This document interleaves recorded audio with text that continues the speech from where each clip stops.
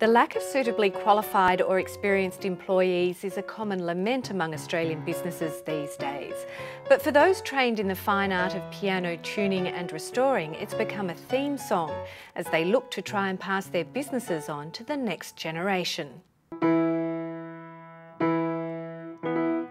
I can see myself tuning until I basically can't hear anymore. I don't ever not want to tune, I just love tuning. Just to smell the felts and the leathers and the French polish, I just long for that. Happily for John Borsje, there's a robust demand for his skills.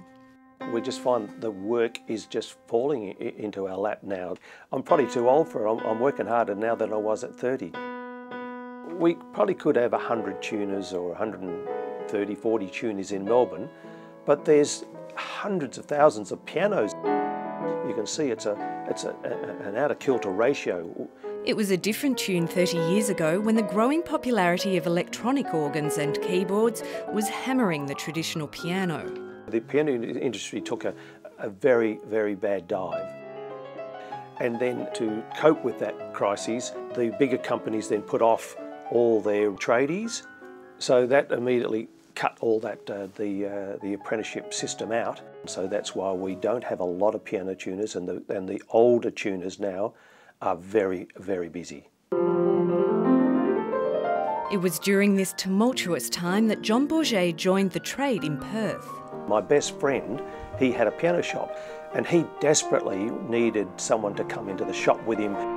For 2,300 tuned and delivered in the home. Yeah. In Sydney. In Sydney?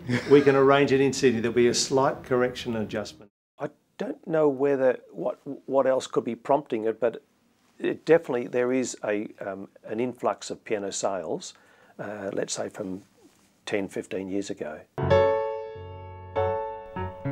We're what we call a one-stop shop.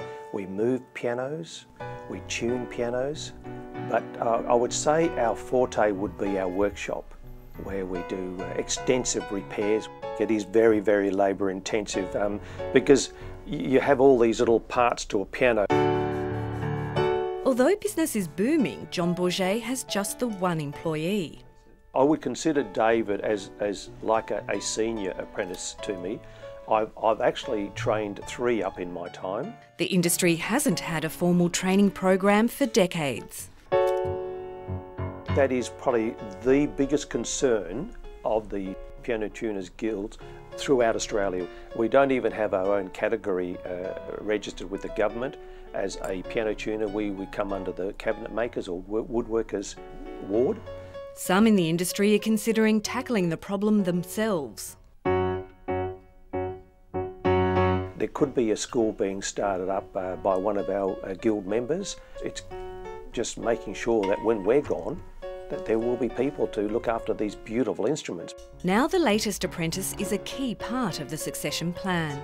In time, I probably will have to back off and then I'll train David up, but I'll probably step back from the business and just be the passive tuner for the company, and David could take more control.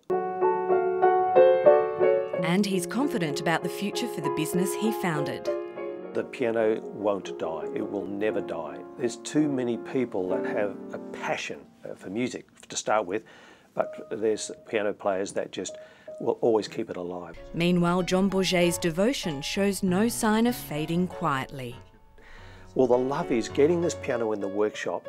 You've got this piano which is almost like firewood, that's all it is. It's just rusted and bent. And then 3 months later, you've got this beautiful, restrung, polished piano that just gives you goosebumps when you hear it played, and you think you've just brought this beautiful instrument back to life.